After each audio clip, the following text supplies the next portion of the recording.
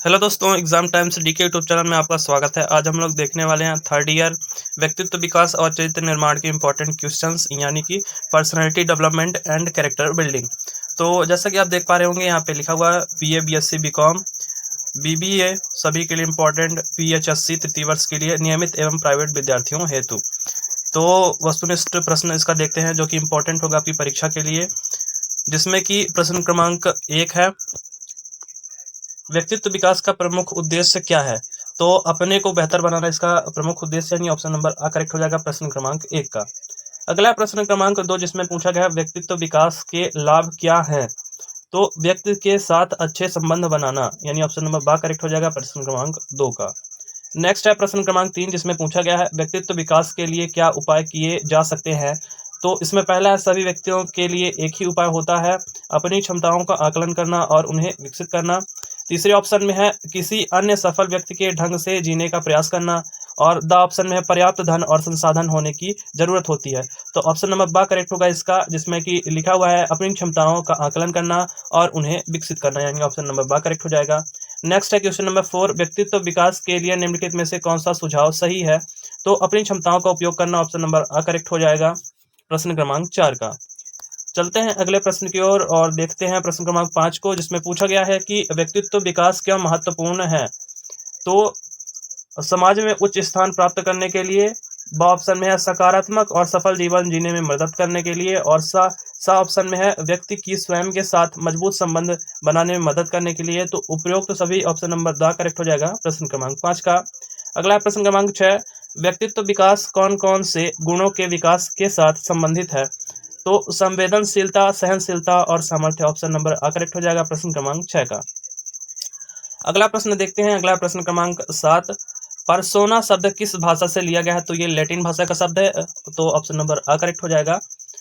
और जिसका मतलब होता है, पर्सोना का मतलब होता है मुखौटा, अगले प्रश्न में दिया भी गया है यहाँ पे। पर्सोना शब्द का सही अर्थ है, तो ऑप्शन नंबर बा करेक्ट हो जाएगा इसका, मुखौटा, यानी ऑप्शन नंबर बा करेक्ट हो जाएगा।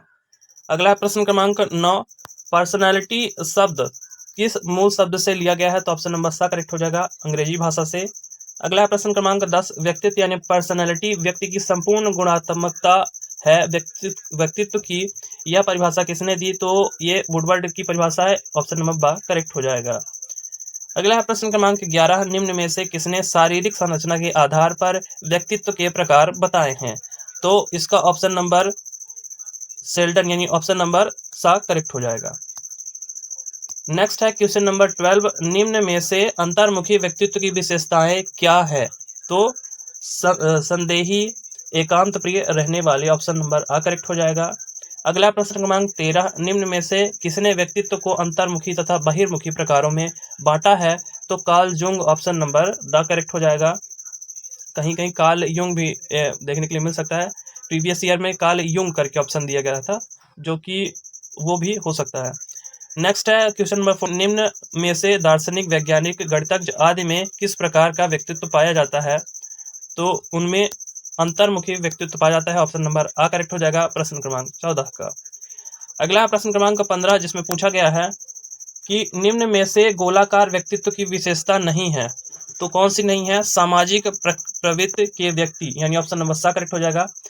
कद छोटा, शरीर भारी मोटा, हंसी मजाक करने वाले, खाने के शौकीन, ये सभी गोलाकार व्यक्तित्व की विशेषताएं हैं। अगला प्रश्न क्रमांक 16, क्रेशमर के एथलेटिक प्रकार से व्यक्तित्व से मिलता जुलता व्यक्तित्व का प्रकार क्या है? तो वो है आयताकार, यानी ऑप्शन नंबर आ करेक्ट हो जाएगा। अगला प्रश्न क्रमांक 17, बाल संप्रत्यय परीक्षण किसने दिया? तो वो देने वाले थे लियोपोल्ड वेलोप, ऑप्शन नंबर आ करेक्ट हो जाएगा प्रश्न क्रमांक 17 का। अगला प्रश्न क्रमांक 18 जिसमें पूछा गया है, सॉरी वो हाइड हो गया है लगता है। नेक्स्ट क्वेश्चन पर चलते हैं, प्रश्न क्रमांक 19, फ्रायड ने कौन सी मूल प्रवृत्ति पर अधिक जोर दिया? तो उन्होंने काम प्रवृत्ति, यानी ऑप्शन नंबर सा करेक्ट हो जाएगा प्रश्न क्रमांक 19 का, इस पे जोर दिया। अगला प्रश्न क्रमांक 20, व्यक्तित्व का कार्यपालक कहलाता है, कौन कहलाता है? अहम, ऑप्शन नंबर बा करेक्ट हो जाएगा। अगर आपको इसी प्रकार के और भी वीडियो देखने हैं तो उसके लिए कमेंट बॉक्स में आप कमेंट कर सकते हैं, तो मैं अपलोड कर दूंगा। अगला प्रश्न क्रमांक 21, नैतिकता के सिद्धांत पर काम करता है, कौन काम करता है? पारा अहम, ऑप्शन नंबर सा करेक्ट हो जाएगा प्रश्न क्रमांक 21 का। अगला प्रश्न क्रमांक 22 जिसमें पूछा गया है बच्चे का विकासशील व्यक्तित्व किसके द्वारा प्रभावित होता है? तो ग्रंथियों, परिवार और विद्यालय में प्राप्त अनुभवों द्वारा, यानी ऑप्शन नंबर द करेक्ट हो जाएगा प्रश्न क्रमांक 22 का। अगला प्रश्न क्रमांक 23 छात्रों को मानसिक रूप से स्वस्थ बने रहने के लिए विद्यालय प्रशासन को कौन सा तरीका अपनाना चाहिए?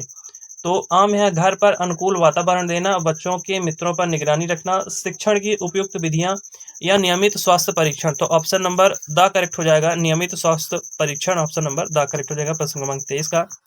अगला प्रश्न क्रमांक 24 जिसमें पूछा गया है कि निम्न में से व्यक्तित्व पर किसका प्रभाव पड़ता है? तो वंशानुक्रम, वातावरण दोनों का प्रभाव पड़ता है, इसलिए ऑप्शन नंबर सा करेक्ट हो जाएगा प्रश्न क्रमांक 24 का। अगला प्रश्न क्रमांक 25 जिसमें पूछा गया है व्यक्तित्व पर्सनैलिटी के TAT यानी प्रासंगिक अंतर्बोध परीक्षण में कार्ड की संख्या होती है। तो कार्ड की संख्या होती है 30 ऑप्शन नंबर बा करेक्ट हो जाएगा प्रश्न क्रमांक 25 का। तो इस वीडियो लेक्चर में हम लोग इतने क्वेश्चन देखने वाले हैं। इसी प्रकार वीडियो देखने के लिए चैनल से जुड़ सकते हैं, चैनल को सब्सक्राइब कर सकते हैं। Thank you for watching video. जय